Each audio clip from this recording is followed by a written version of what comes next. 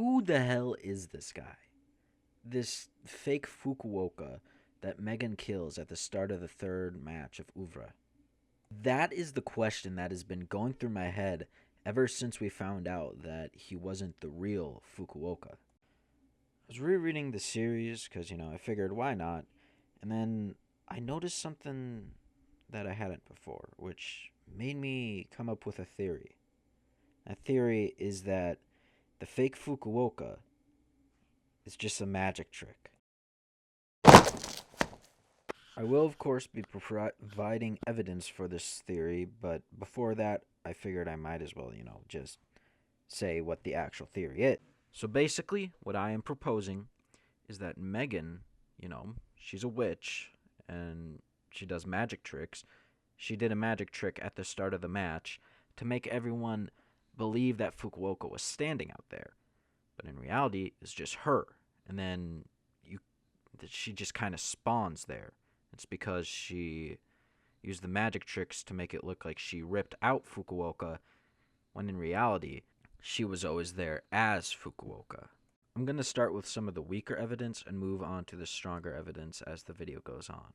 Firstly, the fake Fukuoka was smiling a hell of a lot like how Megan smiles. Of course, it's not exact, especially since she has shark teeth, but it is like, he still has like a devilish grin, Another piece of evidence is what the fake Fukuoka mentions about how people came to watch her all over the British Isles. Now, people go see magicians all the time, so why would they specifically go to her unless she was a really good magician? One that could even make it seem like there's a person that wasn't there.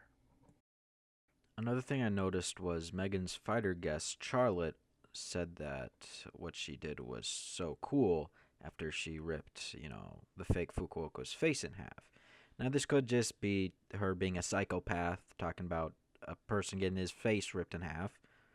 But once we get further into the evidence, it could be further to prove that Megan, was just using another magic trick. Another thing we need to look at is in chapter 13, Madame Agatha's language, how she says that this ring is magical. After that, she mentions that with Megan, she can do anything, which again could mean that she, can just win any fight, or that she can have Megan win the tournament. But again, when you look at the other things, it does seem like it could be pointing towards that Megan can do any magic trick. Another thing worth noting is all the markings that were like painted on to Megan for the fight. Because of optical illusions, it's possible that maybe these markings help her with her magic tricks and help her to make people hallucinate the dead body. Also, here's the thing. In this series, we actually have seen her do something kind of similar to the fake Fukuoka magic trick. As at the end of chapter 13, she seems to take a broom out of nowhere and fly on it. Of course, the most obvious answer to what's going on here is, that she's just envisioning this and that everyone else around her also sees it because of, like something straight out of Baki. But if you look at it at the context of this theory, it definitely seems to add more to it that she can just, sort of make people see things with her magic tricks. And another thing mentioned by Madame Agatha is that killing doesn't draw viewers anymore.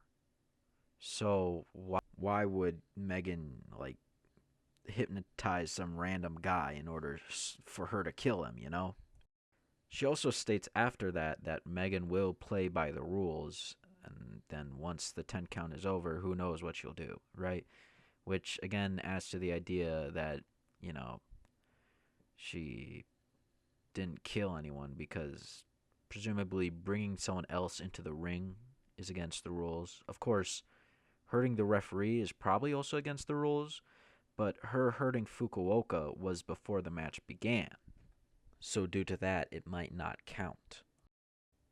And speaking of her hurting Fukuoka, that brings me to my final piece of evidence, and what I believe to be the single most damning piece of evidence.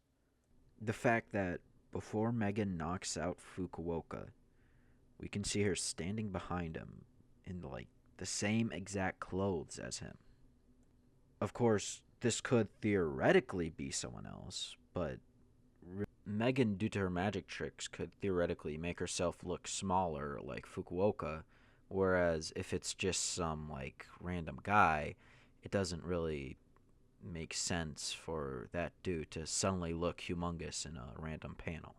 And so I think it's pretty safe to say that it is her.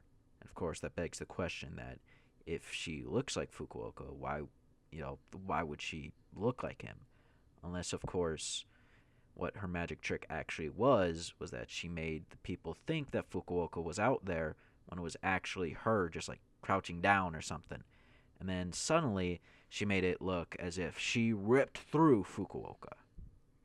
Also, again, like how I said at the start, remember that she just kind of appears like behind him, you know? So, really, the biggest thing I think that, goes against this theory is like the fact that George is repeatedly seen stepping in Fukuoka's blood.